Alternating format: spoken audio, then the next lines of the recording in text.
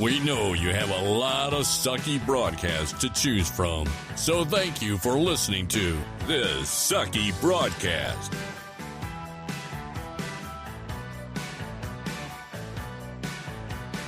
And now, here's Bradley Laberman.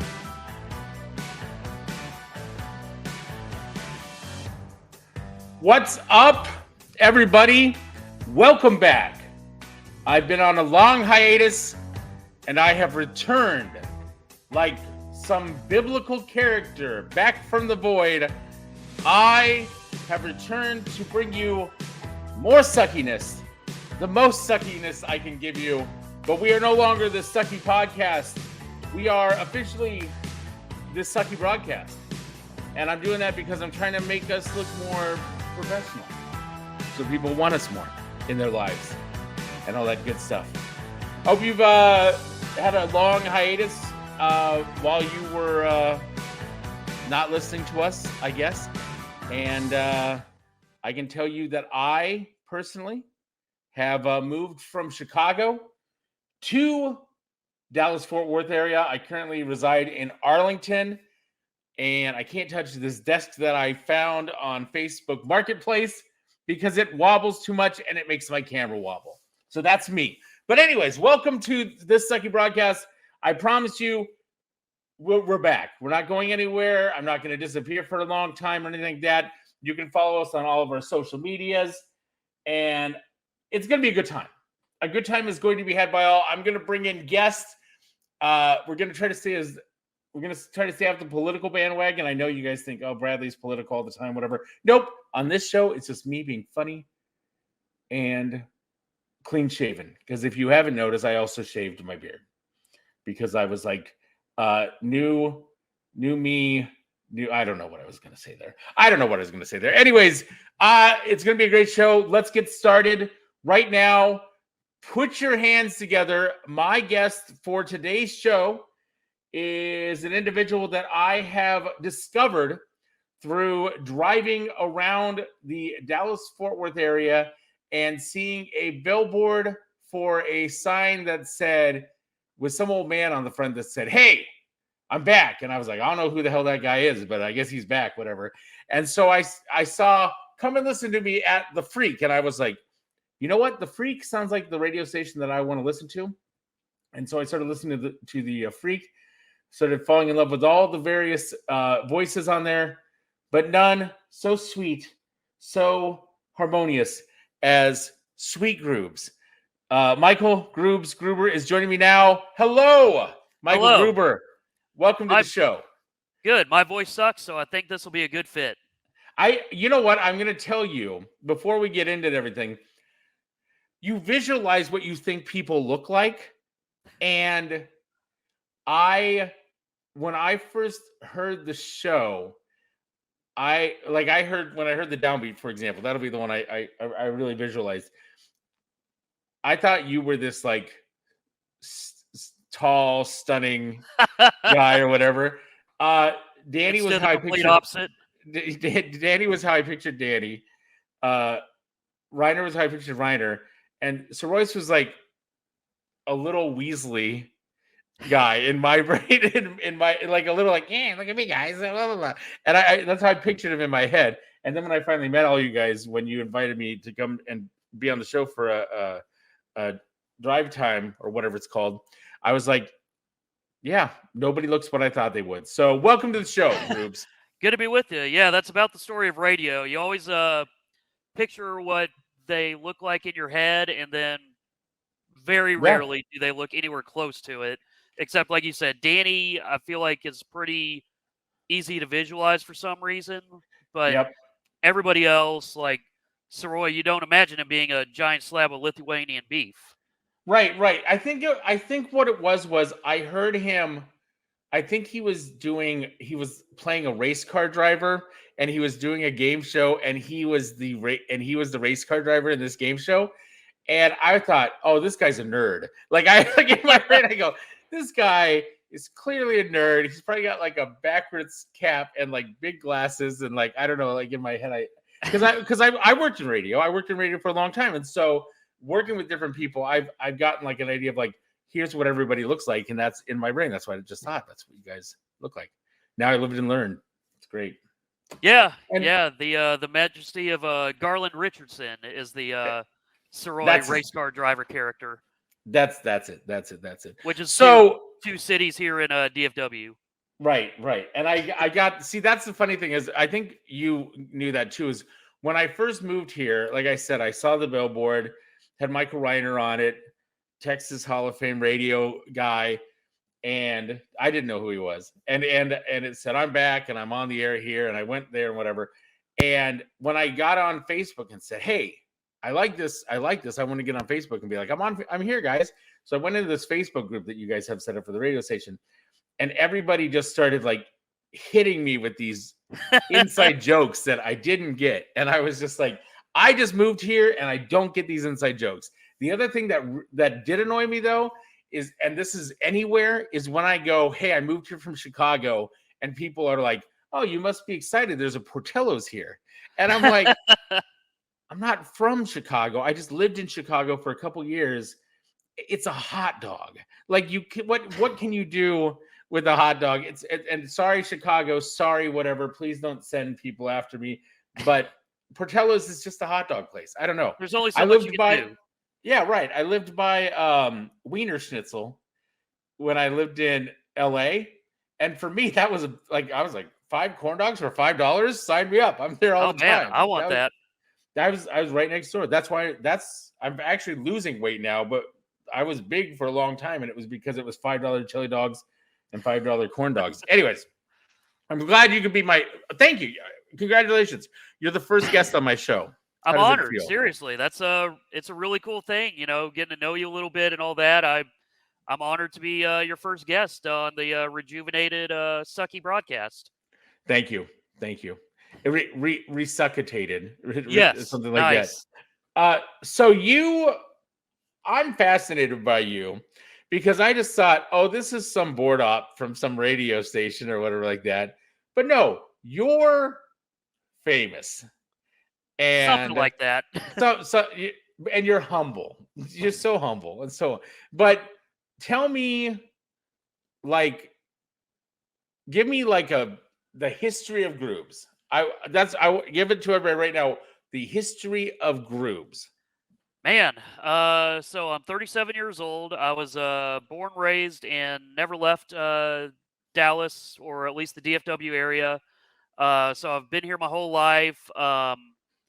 I kind of just, got my start in radio or working overall when I started interning at The Ticket, which is the #1 sports radio station probably in the country at this point, but definitely in Dallas. And really, they're the #1 station just overall right now. They're just kicking ass for the last 30 years. I became a listener of them back when I was 14 or so. 1999, 2000, and just kind of got obsessed with the station. A few of the people currently on the Freak, work there as well, and Mike Reiner is the one that started The Ticket, or at least helped found it, and all that with the investors and stuff. And so, from my side of things, I just started listening. It had a bunch of fart humor. It had a bunch of just silliness, and you could tell everybody really liked each other, got along great. And I just kind of had that little thought in the back of my mind of, man, it would be really cool to work there. And, around that time, I was going to high school and trying to play baseball. Didn't really succeed, and kind of realized that my dream of, being the next Ivan Rodriguez, Pudge for the Texas Rangers probably wasn't going to happen. So in my junior year, I started kind of looking into jobs, and, whether it was going to work at McDonald's or something, just, to kind of get a taste of the workforce. But one of my coaches at Jesuit for baseball, Danny Lowry, was actually a sales guy at The Ticket. So, I kind of had a little bit of that in, and just kind of asked, hey, I'm looking to kind of, try to pick up a job for the summer. Is there, any possibility of doing something up there. And this is 20 years ago, so rules and regulations were a little different, maybe more relaxed, where didn't have to Right. necessarily get any kind of credits or anything like that. And a couple weeks later, got confirmation that I would be interning for Norm Hitzkiss, who is also a Texas Radio Hall of Famer. Okay. He's been the 10 to noon host since 2000, I believe, and just kind of got my start interning with him. But the thing I always loved about the ticket, like I said, was the fart drops, the humor, all that, and kind of figured out, okay, that's done by someone, a position called the board operator. I didn't know anything about what else that entailed, except this guy plays fart drops, and I want to do that. Right. So I just kind of thankfully was able to stick around, made a decent impression, working hard, 16 and just trying to, earn my keep. But, I started kind of poking around, telling, a few people up there, like, I'd really love to, if that opportunity ever arises, to become the board operator for the afternoon show, The Hard Line, which is was hosted by Mike Reiner for years. And, Mike remembers me telling him that when I was about 18, and, it was totally, the confidence of youth or whatever you want to call it. Like, I cringe thinking about that now, but, I told him, hey, I want to be your board operator. And he has never forgotten that. And I'm now back to being his board operator, and it's been just as fun as I imagine it being 25 years ago now or so. So I wound up at the ticket for about 10 years. I left in 2012 to kind of get back to trying to pursue my college degree. I dropped out when I became full-time with the ticket at 21, and kind of realized that, unfortunately, just the way, the position is set up, you're not going to make much money no matter how good you are. And that's just the reality of the business. It hurt to realize that, but, I understood. But I kind of realized, being 26, it's probably about time to figure out if there's something else out there. And so went back to college, started up at University of North Texas with about 70-something credits, or hours to my credit. And, but even at that point, like, within a couple months, was already starting to hear from my buddy Jeff Kay, who's the PA guy for the Dallas Stars the last 10 years or so, maybe more. But he'd mentioned that the Stars might be looking for a new music director, DJ, the guy that plays the music at the games. Yeah.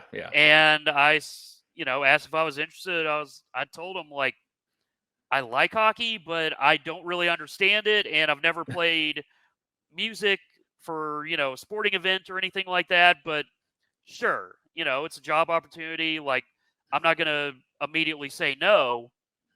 And so I kind of had that in the back of my mind. And then as that summer progressed, the NHL wound up having a lockout. That was the 2012-13 season. Okay. And, right. So they wound up starting the season basically around Christmas. And, we're kind of like, we're not going to try to put you in that position. So the guy that's currently doing the Mavs is going to do it for this season and reevaluate from there. And he did a really good job, but it was too much for him to take on because he was also a school teacher and just doing a bunch of other stuff. So the opportunity came around again, and got that opportunity with the Stars and started to kind of go back a little bit. But, around that whole time too, I'd kind of gotten in touch with a friend that was working at Fox Sports Southwest, now Bally Sports Southwest, which, the TV station that carries Rangers, Mavs, Stars, a bunch of other stuff, high school football. And, Rangers, if you jump a couple.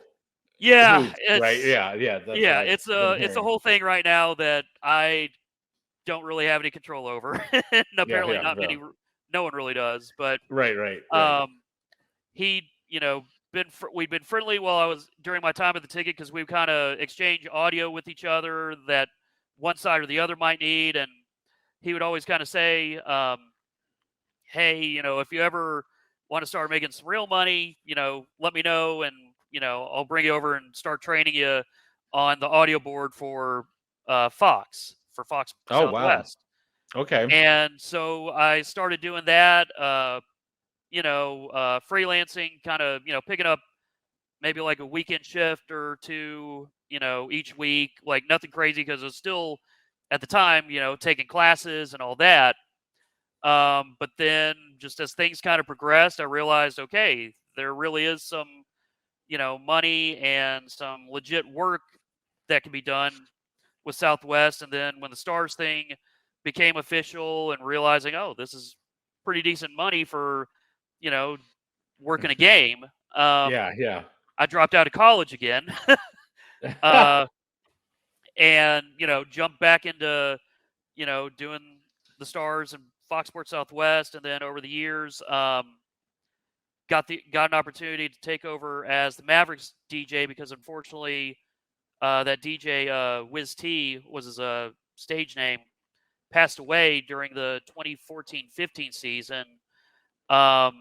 So I wound up getting that opportunity for a season and started doing some stuff with the Frisco Rough Riders, the Rangers minor league AA team, and wound up doing about a year's worth of the show called The Dose, which was like a web-only or a web series for Fox Sports Southwest, Bally Sports Southwest, just doing little like 1-minute skits and stuff that would air that I think there's still some like on YouTube and stuff like that, and just all these different really fun opportunities.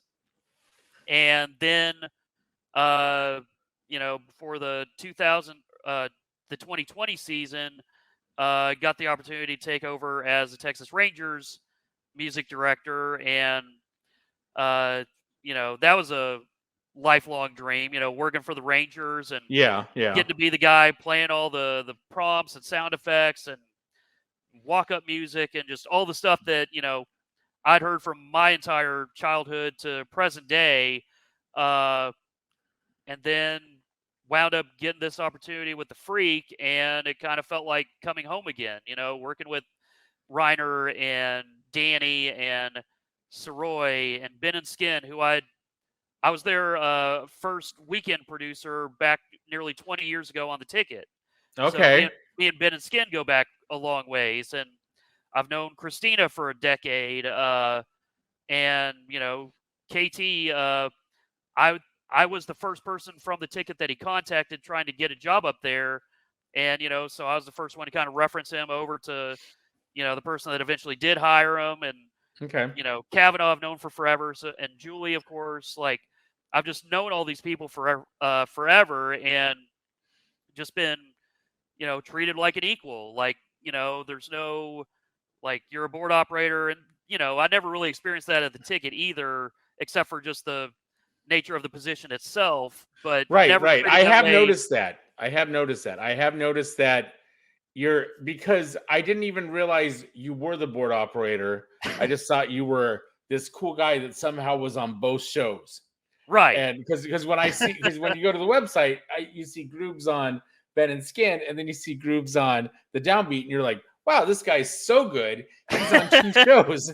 And no, it's just I'm not good enough. I'm just not good enough as a host to be able to do one show. So, because I never aspired to be a host, to be clear, like, because I'm comfortable with everybody, like, and know everybody's sense of humor, I can talk on air when appropriate, hopefully. But my strength is audio and playing drops and anticipating what they're going to say and hopefully finishing what they say with a drop. Yeah. But every now and then, like working in a one-liner, especially with Ben and Skin, like I've known Ben long enough that I tend to really be able to hit his funny bone and, try to, help accentuate things, but not take over. Or if I do take over, that it's funny. and not Right. annoying Oh, or something like that. And it's a fine line. And I yeah. definitely cross it multiple times a show probably, but thankfully there's enough, freedom and trust and all that we all have that room to be able to kind of poke fun at each other, to be able to, kind of manipulate the segments in different ways and not just, oh, we're following the book, which most radio doesn't really do that anyway, or at least Right. that's entertaining generally. So it's been, like I said, kind of like coming home, and it's just been so comfortable, pretty much from the start. Like we all kind of had to get our sea legs again. Like, someone like Reiner had done it for, 30 years basically, but he'd been retired for a couple years. Right. So we had to kind of yeah. get reacclimated. Like guys like Danny and Soroy and Julie and KT had all been kind of producers or sports anchor people, like, not hosting, like, except for like on weekends and stuff. So it's a big change to all of a sudden 4 hours a day, 5 days a week, rather than a 1 or 2 hour weekend show, every Yeah. week. Yeah. So we've all had to adjust in different ways, but we all love and trust each other enough that we're able to kind of say, how we feel about where we're at, and like, hey, I might need to be carried a little bit here because this is unfamiliar. And, that went away pretty quickly, where I feel like now, we're 6 months into it and, just feeling better each week, each show, each segment about, how to do the job, how to, sharpen things up just a little bit, figuring out, what can stay, what can go, what maybe needs to be looked at again or brought back and all that, because now we got 6 months of history, so to speak, to kind of work with, rather than, a lot of us came from the Ticket or the Fan, the other sports radio station in town. And we're all, with the Freak, we're not sports. Like we're about 15, 20% sports on any given day, and a lot of times less. Yeah. So, it's talk, it's fun, it's, just trying to be as entertaining as possible, talking about whatever we talk about. So it's been a really fun journey, but there's also all these habits that we kind of have to unlearn of, coming from our previous jobs. And for me, being on radio, I get what you're saying. Yeah. I get what you're saying. Like I was a theater major in school, and then I went on to do like professional theater. And at the time I got married. I was married for a little while, and I realized I couldn't support a family being an actor. So I changed my mind. I was like, you know what? I'm going to go find a regular job. So I stumbled upon this job. I was lucky enough that I had done digital editing before digital editing was a thing, video wise. And there was a public access station in Iowa City, Iowa. And they said, hey, we're looking for somebody who knows how to do digital video, because we're going to start doing digital video. And I'm like, I know that. So I started to do that. Well, in the process of doing that, I was like the social media manager and promotions for this public access station. And I started listening to this radio station because I liked the Don and Mike show. That was something that I carried over from when I was in college. I liked listening to this Don and Mike show, and they were on this AM station in Iowa City. And so I started listening to the morning show, and I fell in love with the guys in the morning show. And I said, you know what? I want to come over and I want to do like a public access segment once a week. Can we do something like that? And they're like, yeah, come on over. Let's do it. Let's do like a segment or whatever. And then after the third week, the owner, who was also the morning show host, he said, do you want to come work over here? And I was like, all right. I kind of work at the public access station, but yeah, I do want to work over here because it's what I want. And it was the same thing. It was like, do whatever you like, do a show, play music once in a while, do talk, and just have fun with it. And that was fun and everything. But I have a lot of visual humor. So what happened was I reached out to public access and I said, hey, can I do a night show on once a week? Can I do like a talk show? And they said, we reserve the talk show time. We reserve that time for live bands to come and play music. And I said, what if I brought in a live band every week, and we did I had like bands come on the show, and they said, okay. So I started this thing called Tonight with Bradman. It was Tuesdays with Bradman, and then I changed it to Tonight with Bradman because then I could do different days. I made the logo look like the Tab logo because I was in love with the Tab logo. And so I started doing the show, and I did that show for 7 years. Wow. I did this public access show for 7 years. I still get recognized for it. I'm like, some of my footage is in the Iowa City Public Library archives because I covered a tornado that went through the city because I was the only person broadcasting live at the time. And so we did an all-night tornado broadcast, and also that. And it's funny because we were going to have girls mud wrestle that night, and then things changed. Things changed, and then everybody they're writing these articles in the paper about how great a humanitarian I am, and I get on the air the next week and I go, you guys understand, we were ranking girls in this contest called March Hottie Madness, where we just took random 64 girls and just started ranking them on who was hotter. And that was the whole gimmick it was so bad, Grubes. I put twins in the same bracket because I wanted to be okay, which is the hotter twin? I was I'd have people I'd have people vote online, and they could it was back in the day. I don't know how they voted, but it was great. But anyways, I started streaming that, and I'm here now. I started live streaming and all this other stuff. But the thing about my show was everybody for 7 years worked for free on this show. And so I always told everybody, I said, if I ever make it on television, I will reach out to you and you will be the first people I hire. And that happened. And at the time I got picked up to do a job. In fact, we'll talk about that in a little bit because something happened today. But yeah, we'll talk about that in a little bit. Anyways, so I've been doing this for a long time. I don't want to lead into the next segment. But you are fascinating. You are fascinating. I don't know about that. I'm so glad that I've got to know you. And it really is it's just fun to learn more about you.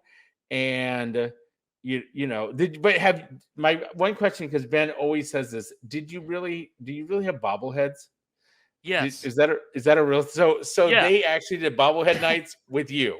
Yes, the Frisco Rough Riders for 3 consecutive years gave out 2 bobbleheads a season of me. Okay. Okay.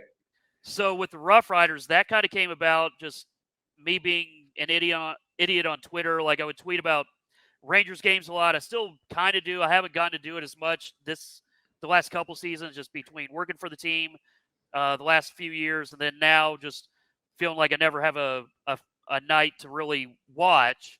Right. Because I'm hopefully putting some effort into the next day's show. But and now they're good. They were not doing so good for a while. That helps, right? And now, yeah, but it's yeah. 2020 through 2022, I was forced to watch at least half the games, working all of them. But right. I was getting paid to watch baseball, so it still wasn't bad. Hey, not bad at all. Yeah, but I had just a bunch of, since the 2009 Ranger season, I've had just a bunch of running bits, essentially, whether it's nicknames for players or just weird, stupid ways of describing how we scored or, calling a home run, whatever. And Chuck Greenberg, who briefly was an owner of the Rangers, for a season, he went in with the Nolan Ryan group that bought the team in 2010 out of bankruptcy and all that. And then there was, kind of a power struggle, which if you're, if Nolan Ryan doesn't like you or, finds a reason to not need you, he's going to win out, unfortunately. But Chuck has always been such an innovator. He owned a bunch of minor league teams, still does, and wound up buying the Frisco Rough Riders in 2015. And I ran into him at the Dirk Nowitzki Heroes Celebrity Baseball game, a few months before he wound up buying the team, maybe even the season before. But he kind of comes up to me and we hadn't met, but we'd been interacting on Twitter and, friendly enough and all that. But he comes up to me and starts talking about how he's about to buy the team, which I'd kind of heard. So I knew that was legit.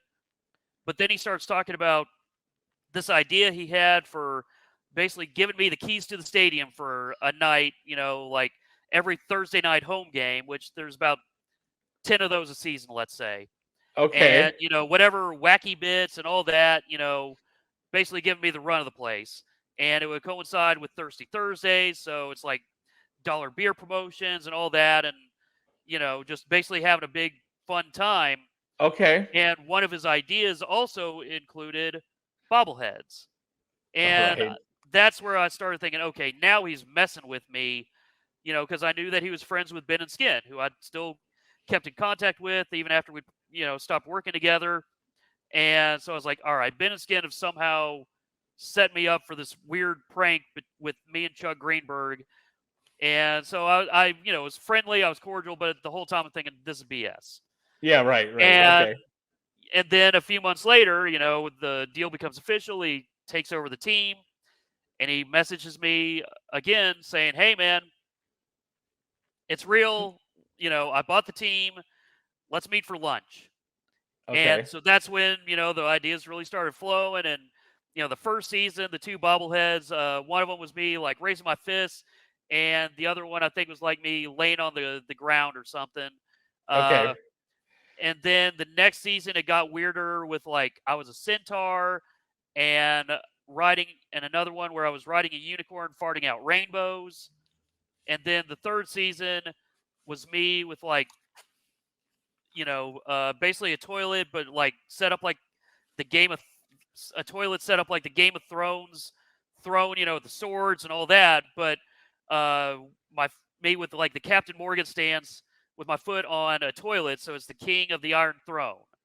Okay. And it just was wacky, and the bobbleheads sold out, and there's still a few though available like on eBay for $40 to $60. Like if you Wow. look up Grubes bobblehead on eBay, there's usually still a few floating around, even 4 or 5 years after the last one, because I think it would have been 2015, 16, 17, or 16, 17, 18. So it's been 5 years at least.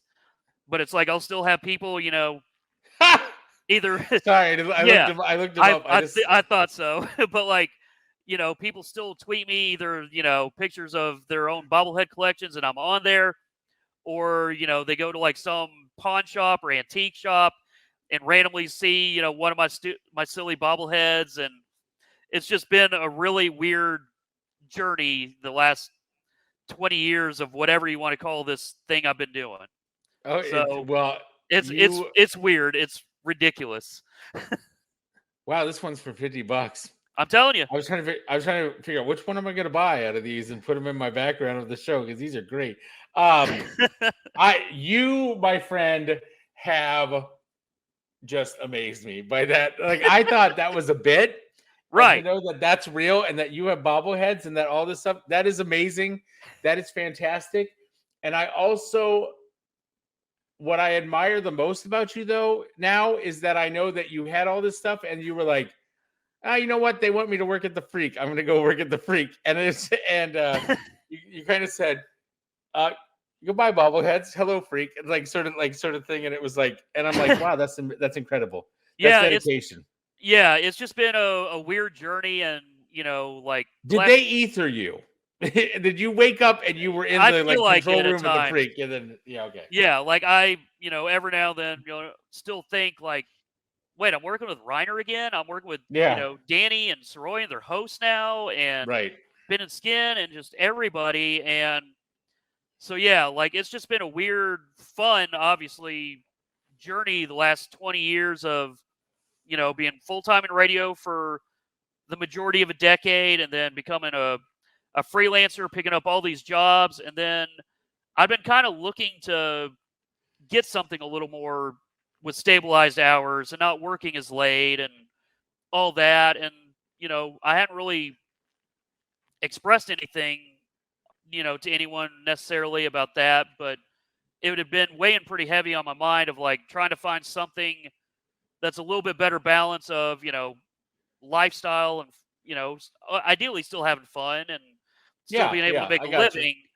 Yeah. And all of a sudden, getting a call actually on my birthday back in last July saying, hey, there's this opportunity that might be coming along in radio.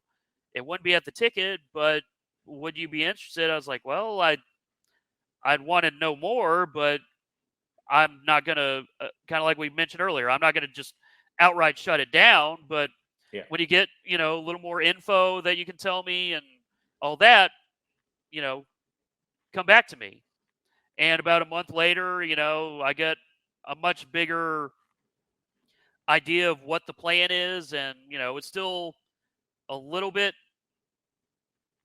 shaky or, a little bit uncertain of trying to figure out, if it would work, if it'll get approved, because, I got you. Yeah. iHeart's a big corporation. It takes, a few steps to make stuff happen. And, unfortunately, that also means some people lose their jobs or get moved around and all that.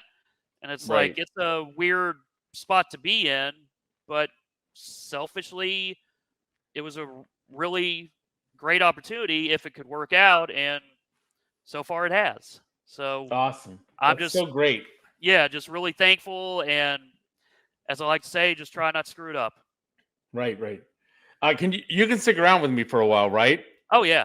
Okay. I need to do a read real quick. So hold on real quick, because I actually have my first Sucky sponsor right here. Palio's Grapevine. Palio's Pizza, in Grapevine location, is a neighborhood Italian restaurant. They offer a variety of authentic Italian dishes, including pizza, calzones, and pasta, as well as sandwiches, salads, and more. You've ate at Palio's, right? Grubes? I have. Sorry. Oh, did I just catch you? I'm getting a drink of water. Okay, I got you. Anyways, go drink your water. Is awesome. Yeah, go drink your water. I'll do all right, fine. All their food is prepared fresh to order with only the finest ingredients, and they work very hard to give you the best possible food experience. Palio's is known for fresh ingredients, fresh dough daily, never frozen, and they even offer gluten-free options. Conveniently located in the heart of Grapevine, Texas, near DFW Airport and the Great Wolf Lodge for over 10 years. So come grab a table in their friendly and comfortable dining room. They are kid-friendly, and they also have a pet-friendly patio with fire pit. And they are open from Sunday through Thursday, 11 to 9. Fridays and Saturdays, 11 to 10. Did you know that Palio's in Grapevine is also BYOB? So grab your friends and a bottle of wine for a nice dinner with no cork fees. Or if you want to enjoy Palio's at home, carry out and delivery is also available through Uber Eats and DoorDash. And for your next office party or special event, remember, Palio's Grapevine caters. So visit their website and order today, paliosgrapevine.com. That's paliosgrapevine.com. And use the code SuckyPizza. Okay, you might have to put down your water for this one, Group. Here's the deal, everybody. If you go online or you go to the Palio's location in Grapevine and you say, I have a code, and the code is Sucky Pizza, $5 off your order of $15 or more. Dude. So literally, I looked at the prices are incredible to begin with. Everything's really affordable to begin with. You're looking at like $15 worth of food for $10. I want that. And all you have to do is say Sucky Pizza. And also, by the way, shout out to them, because they thought it was hilarious that I wanted the passcode to be Sucky Pizza. And they were all for it. So Palio's Grapevine location is happy to be one of our first Sucky sponsors. But they are not sucky. They are not sucky at all. They are not sucky at all. We're going to go eat there one night. I said we're going to take you over there. That's going to be a good time. It's going to be had by all. I'm excited by that. So welcome back to the Sucky Podcast. Hey. Broadcast. I see I already screwed up already. So habits are hard. Hard to unlearn. They really are. I know, because every once in a while I hear somebody say the word ticket or fan or something yeah. like that on the oh God. It happens. Yes. Anyways, I can still go through and say for my public access show, I can go through and say, we're live. Give us a call, 338-8456. I still remember the number from the studio where people would call in. So let's talk about this first, because you mentioned Twitter. Yes, sir. Let's have this conversation first. We're going to go off on tangents now, and we're going to talk about things that are going on in the world. And Grubes, you get to be a part of the conversation. So you were verified, and now you're not. Correct? Correct. That is correct. I have somehow flown under the radar, and because I'm legacy or whatever it's called too, because I was verified a long time ago for doing TV and whatever, and Elon's going to listen to my podcast, and be like, okay, well, no, get him off. Yeah, we got to nuke him. Yeah, we got to get rid of that one. Yeah, so he's gonna know that because he's an avid listener to the podcast. I know, of course, everybody is. Yeah, so. Because I'm streaming on Twitter right now, actually, on both my platform and on the Sucky Broadcast platform. But I've somehow stated I keep getting a notification like you're going to lose your verification if you don't pay. You're going to lose your verification if you don't pay. And it's frustrating to me because I will get on Twitter and I will say something, and somebody will be like, "Shut up, you suck because you paid $8 for this." And I'm like, "No, right? I've been here forever." But they combined it. But that's the point. He's kind of ruined the whole idea of being verified because now it's just a paid process and you can't really take anybody seriously because anybody with $8 in their pocket and a real phone number can be verified now. And so it's just taken away the whole idea of what was special behind being verified. Agree or disagree? I agree. And, really like me losing my verification doesn't affect me. Like I kind of did it on a whim along with Jeff K, who I'd mentioned before, the Stars PA guy. Like I was working the Stars DJ at the time. I think I'd already been with the Mavericks and, with the Rough Riders. So I had, enough that, I showed up on the Stars website as the music director and stuff where it's like, right. You can see this is me, but it was also kind of like fun just to have a blue check and then seeing, Mike Reiner never had one. Like that's how right. Really the whole thing is anyway, way before Elon or whatever, where I just thought it was funny that I had one. Yeah. So, that was me too. Because what happened with me was way back in the day, 2008, there was this girl on Twitter. She's still there. Her name's Caroline. She's her avatar's a little girl with an umbrella. Like it's Carolyn from whatever. That's so okay. Caroline, Caroline. And back in the day, she was the girl that worked for Twitter and she would just verify people. And I had enough people that were attacking me because I was a live streamer at the time. I was an early live streamer adapter and I was doing stuff. I was on Ustream and I was on Justin TV. And I said, Caroline, if I give you a kiss, will you verify me? And I woke up the next morning and I was verified. And then I literally helped people like Snoop Dogg and Alyssa Milano and those people get verified because they saw I was verified and they came to me for help in the early days of Twitter to get verified. Like Snoop Dogg has followed me on Twitter and Alyssa Milano has, I actually unfollowed Alyssa Milano because of political differences, but she still follows me. And it's funny because I think I need to follow her back because I'm over that time or whatever. But it's just fascinating to me, all these people that like there was one girl who was in, I think she was in that Kevin Spacey movie where he's like trying to have sex with a kid, a high school girl or whatever. American. Not his biography, like a movie. Yeah, I was just saying. Yeah. But but there was this girl and she reached out to me and I helped her get verified and she followed me and then she unfollowed me once I got her verified. And then I was like, these actresses. Yeah, these actresses are horrible. I kind of respect the game, So my thing is, I had a lot of followers, I had a lot of interaction, but I was an early person on there. So I stopped using Twitter a lot. So I had a ton of followers. And then I had this guy, I had a fan of mine who thought he was doing me a favor, buy a bunch of fake followers. And I was like, no, dude, that ruins everything. So I went through and I deleted all of these people that I thought were like, I used the program to delete fake followers, but it just started deleting all of my followers. Oh God. And then my interaction went down. And so people will be like, why, how are you verified? Because only 3 people tweet at you. And I'm like, that's because I don't have any engagement. It's all gone. Like everything's on my Instagram, everything's on my Facebook, everything's everywhere else. But the nice thing about being verified early on Twitter was whenever anything else new came out and you were verified, all you do is be like, well, I'm verified on Twitter. And they'd be like, oh, yeah, go ahead. Here you go. And then here's Instagram. You're verified and all this other stuff. And I like Instagram because Instagram's not turned around going, Instagram and Facebook aren't like, you don't get your badge anymore if you don't pay. Like they're not doing what Elon did yet, but they're still letting people pay for it. But they're being a little bit better about it. They're not just letting anybody willy-nilly do it. You still got to have some sort of press or whatever. But that was it. I have already decided. I use Twitter. I know you guys were talking about Twitter on the radio the other day. I was listening to it, but I use Twitter as nothing more than glorified customer service. Example. Here's my example. When I moved here and I was moving in this apartment, there's this thing. I signed up for electricity or whatever from the power company.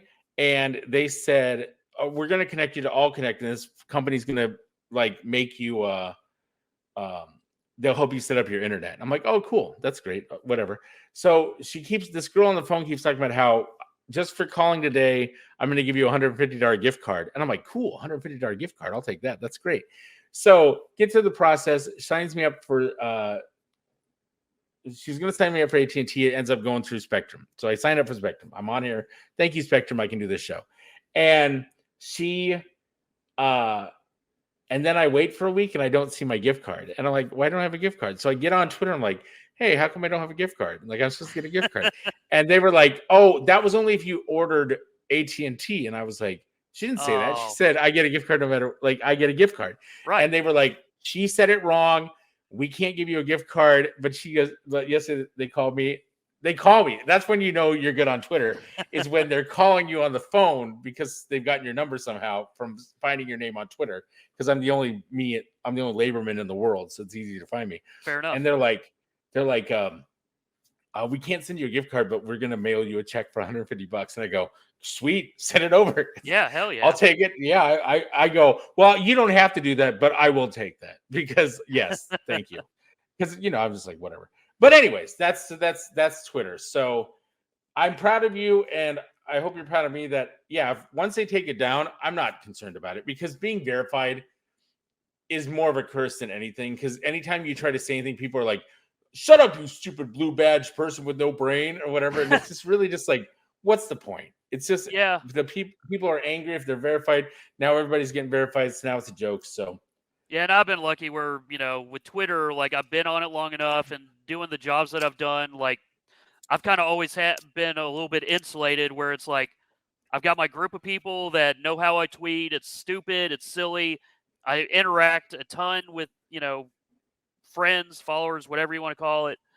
But it's like I know basically everybody, like through, working the Stars games, people coming up to me or, events at the Ticket or now with the Freak, whatever, where I've always just been able to use it for interaction and fun and ideas, frankly. Like, especially when I took over the Stars job, like I told you, I'd never done anything like that before.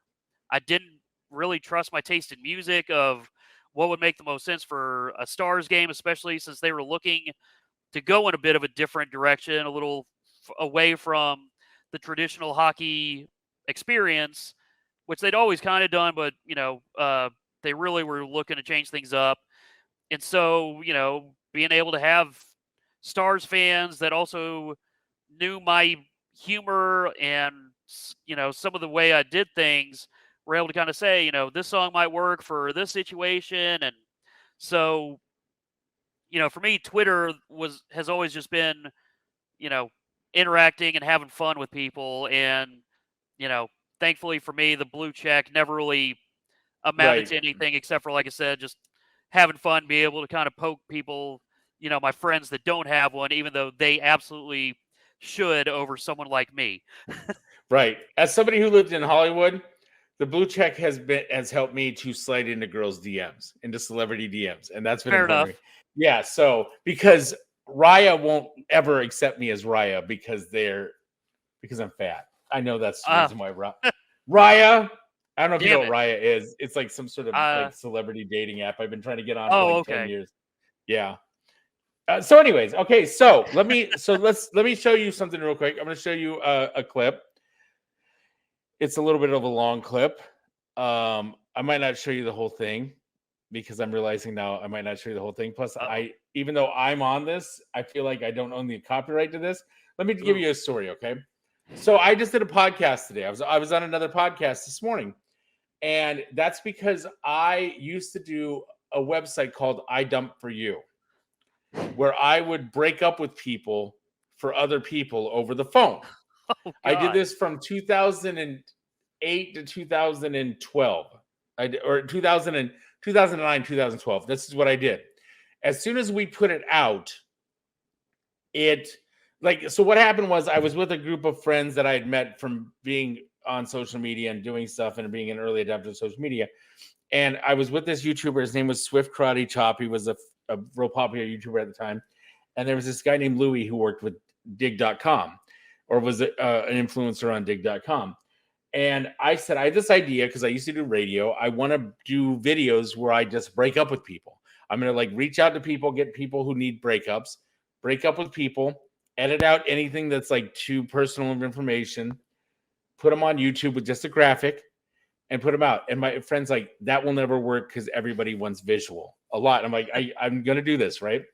So he goes, okay, so the plan is Swifty goes, you make one, I'll put it out, I'll promote it, and then after like 2 weeks, Louis can like throw it up on Dig, and we'll get it on the front page of Dig, and then we'll see what happens from there.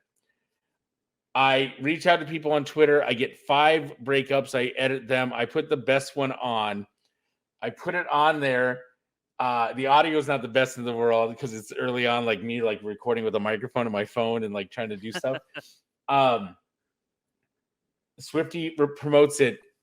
The next morning, it's on Dig on its own. It's on the front page of Dig. Oh boy! And I get like 5 offers to do a TV show, and then people are like talking to me and all this other stuff. And I go, they're like, "Do you have any more of these?" I'm like, "Yeah, I got like 4 other ones." So the whole week, I just put out an episode a day, and I was like, "Here's an episode. Here's an episode."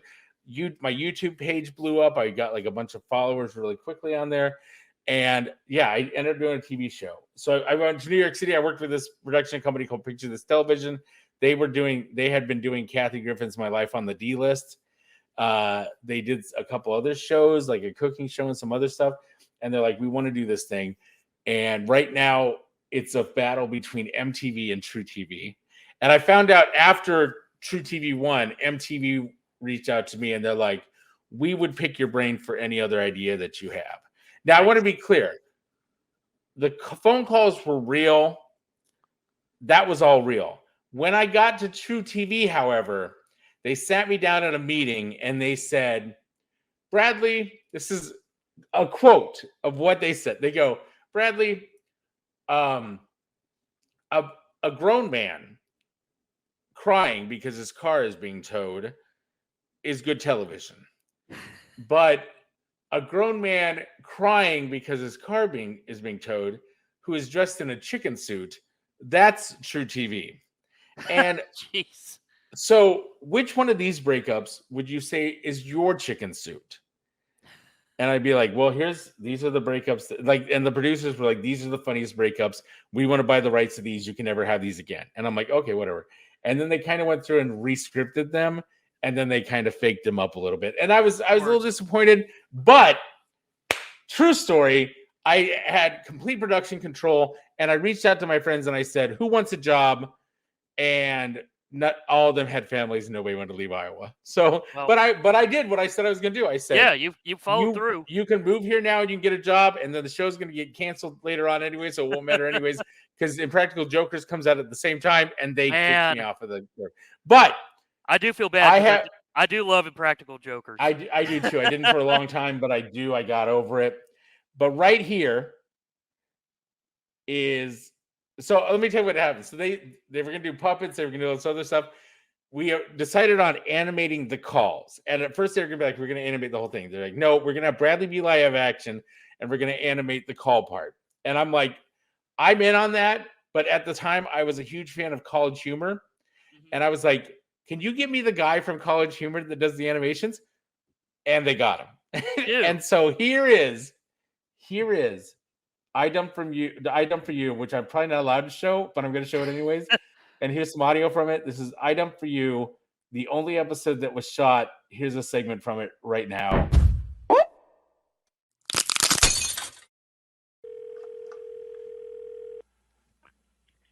Hello? Phone calls being recorded. Can I speak to Alexis, please? This is Alex.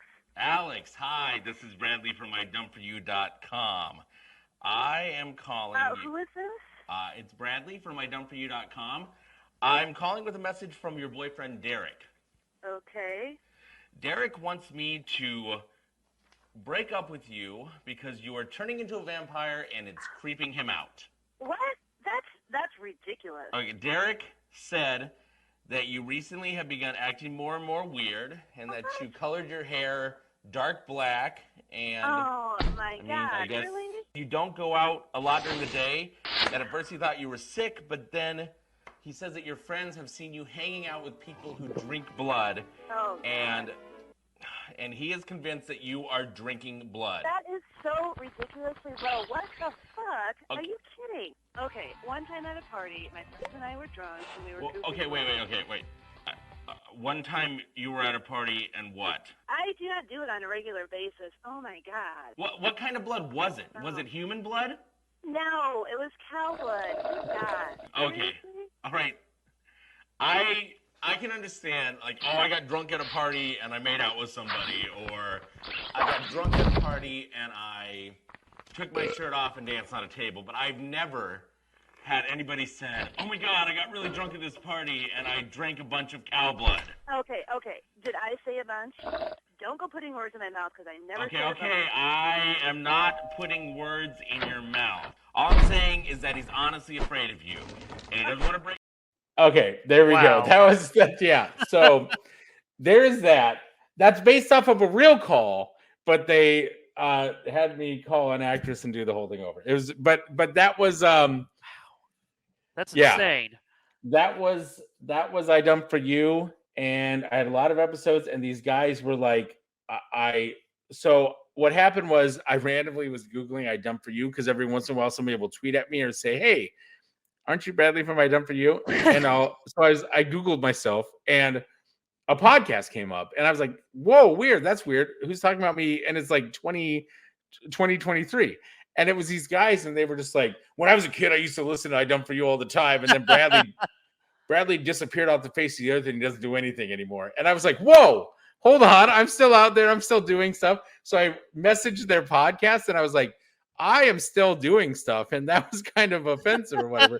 And they were like, oh my God, come on the show. So I went on and did the show. And this guy was hilarious because he was just like being like a geek about me, like whatever. I had the best story. There was two stories. One was I was on the cover of AOL.com for I Done For You. And we went, when I moved to New York City, my friends and I were in Lower East Side.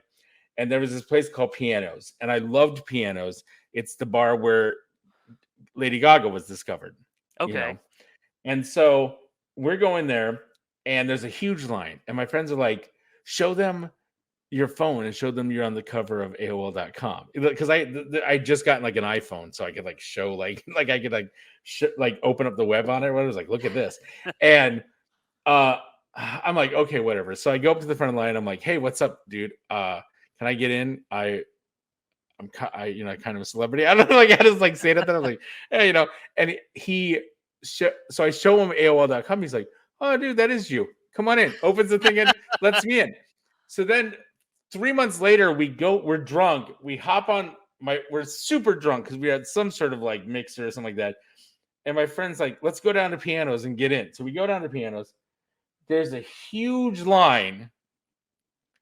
And I go, he's not going to remember. It's been 3 months ago, whatever. We walk up to the door. The guy's there. As soon as he sees me, he opens the gate. He's like, come on in. And he flags me in. And I was, yeah.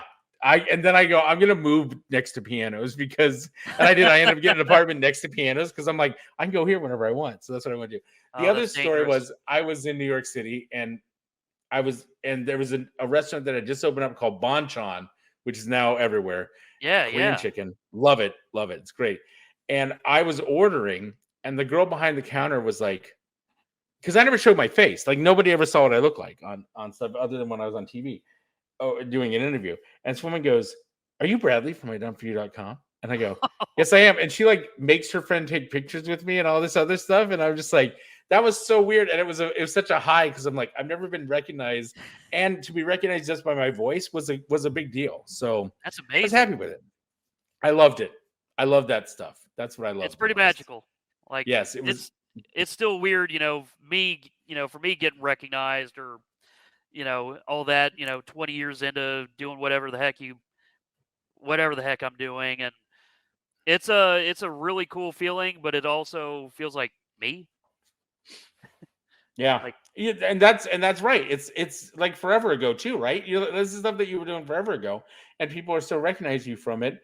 And because I went on to, when I was trying to get that video to pull it off of Facebook, that aired on Valentine's Day in 2012.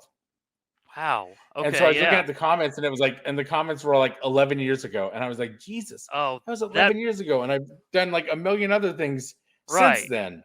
And I said I quit doing it because these guys at parties would come up to me and they'd be like, "Hey, you're that I done for you guy. I've got this girl living at my house and I want to get rid of her. How do I get rid of her?"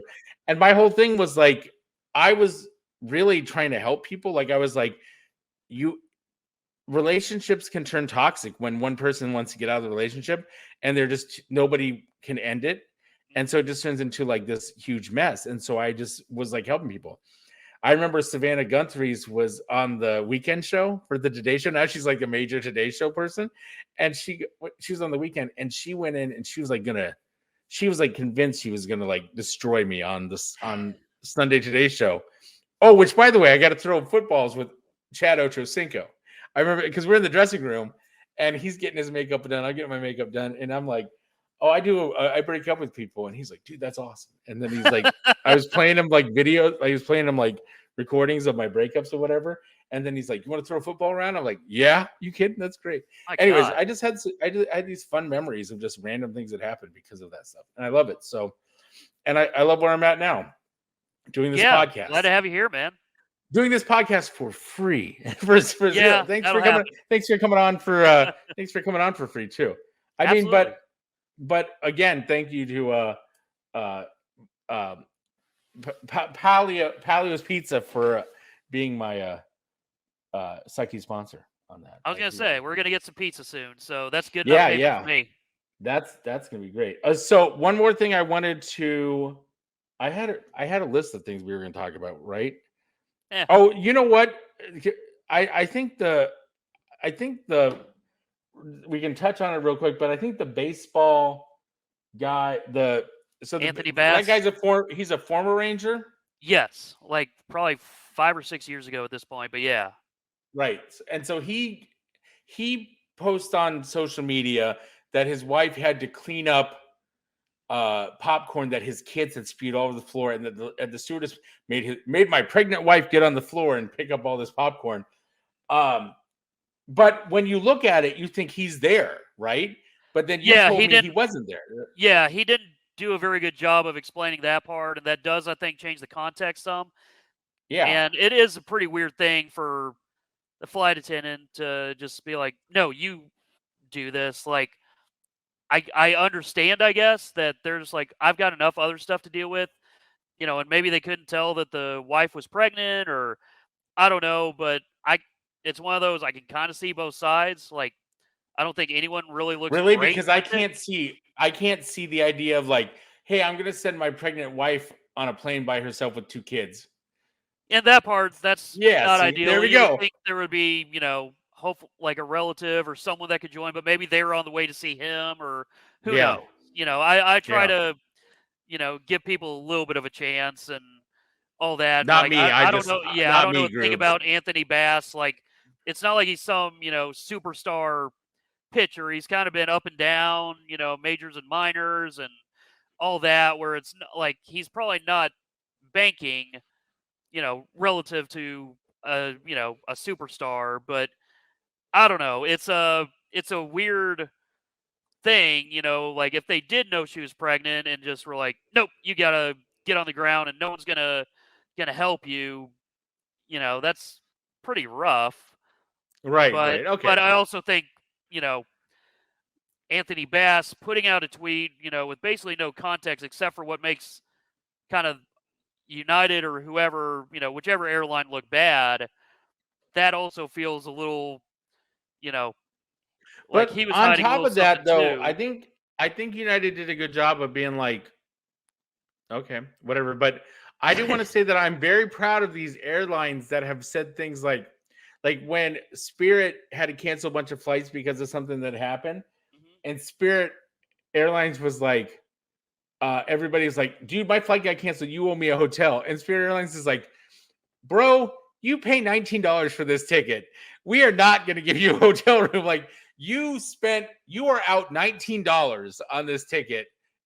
Wait, get another flight, whatever, but we're not going to throw you a hotel room because you decided to pay $19. You get what you paid for. And I was kind of like, good job. Good job and there, I would figure, especially the last few years of everything that's been going on, airlines especially, I feel like have seen a pretty rough side of society. People demanding things and having attitudes and all that. Where I'm sure, I have no idea how the wife acted or how the kids were acting or whatever, but I could see a flight attendant just being like, "I've got enough to deal with. Y'all take care of it. Just leave me alone." So it's one of those. Who knows? But yeah, and did he indicate if it was a male or female flight attendant? I have Because no if idea. it was a male flight attendant, I even picture more like, girl, you can do that on your own. Like, pick up your own popcorn. Like, I can see that even be the case too.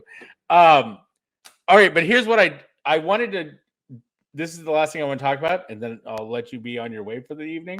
I don't know if you heard this or not. Let me bring up this article that I. Whoops! Let me not do that. Let me open this in a new window.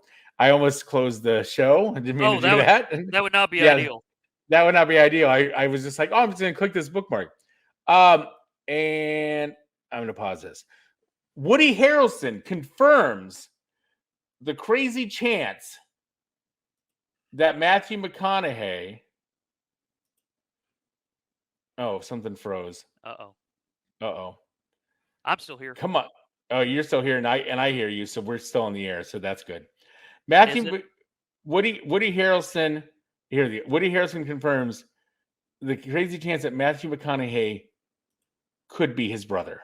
Dun dun dun. Because Woody Harrelson reaffirmed the possibility that Matthew McConaughey could be his half brother, because Matthew McConaughey's mom was on a break from her the person that would be Matthew McConaughey's dad at the time, and was hanging out with, and had made a comment to Woody Harrelson like, oh yeah, I know your dad pretty good.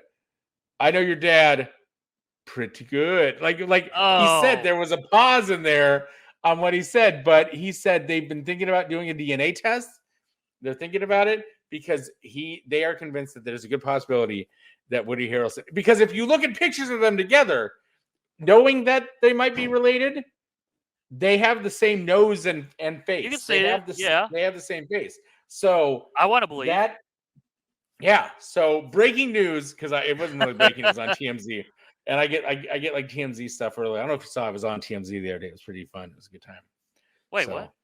I was on TMZ the other day. Did I miss that? I must have. Wait, hold on. I can show you. Yeah, I was gonna say. I feel like you probably got it. All right. I think we're okay to show this on the air too. I don't know what the copyright is. This is copyright. I'm like, I'm gonna get kicked off the show the first day I'm on, because I'll be your first and only guest, apparently. Yeah. Let me. What is it? What did it call? What did I call it? Brad Man. Here it is. Ready? Here we go. Okay. Hey guys, this is Bradley Laberman from Arlington, Texas. The Kid Rock video that's up on Twitter right now, everybody's freaking out about it. I don't understand what the big deal is. It's Kid Rock being Kid Rock. It's Bud Light acting like they care because they know this is a way. Bud Light got what they want. Bud Light wanted reactions. That's why they did what they did. That's why they got known to be a sponsor for this thing. And it makes perfect sense because I think they identify as a beer. Yes, they definitely identify as a beer. That's actually very Machiavellian, but there might be something to it, actually. And then he was like, "That's very Machiavellian." Like, I made Harvey think. I made Harvey go, hey, you know what? Maybe they did just do this because they were trying to get some attention to the thing. But that turned into the whole thing. But that was funny because they reached out to me and they said, are you free right now? Because I said I'd be on at some point, and they reached out to me on Skype and they're like, dude, we need somebody to talk about Kid Rock. We just saw your tweet. Can you talk about Kid Rock? I'm like, yes, I can do it. And then he's like, I'm trying to get you on like every couple of weeks now. Nice. And I'm like, cool. So, well, dude, that's awesome. Wait, I was going to tell you something, but I don't want to say it on here because I'll tell you later about something. I have an idea. I have an idea. All right. Anyways, so that's it. We went a little bit over on the show. We went a little bit over on the show. I mean, I'm very happy with this first show. Very happy that you could be my first guest on this Sucky Broadcast. Likewise. And let me start this outro music and see if I can get this right. So, thank you, Grubes, for being the first guest on this show. Where can people find you? What's your social media handle?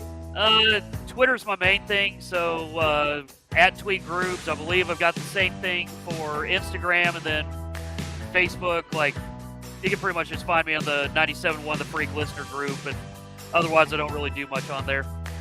And listen to Grubes pretty much all afternoon on The Freak, 971thefreak.com.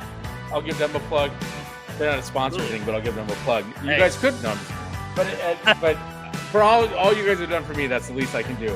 I will be back again next week with another installment of the Sucky Broadcast. We have a lot of great guests lined up. I mean, can they top Grubes? I don't know if that's going to be possible or not. Nope. But I think it's going to be a good time. Oh, thank you to Palio's Pizza for being my first official Sucky sponsor. Palio's Pizza, I appreciate you. In Grapevine, go check them out again. Use the code Sucky Pizza for $5 off any order of $15. Grubes, you have a good evening. You too. Thank you, Bradley. Have a good week too. Everybody else, you have a good week as well. And that's it. See you guys later. Goodbye, everybody. You've been listening to This Sucky Broadcast. Learn more at thissuckybroadcast.com.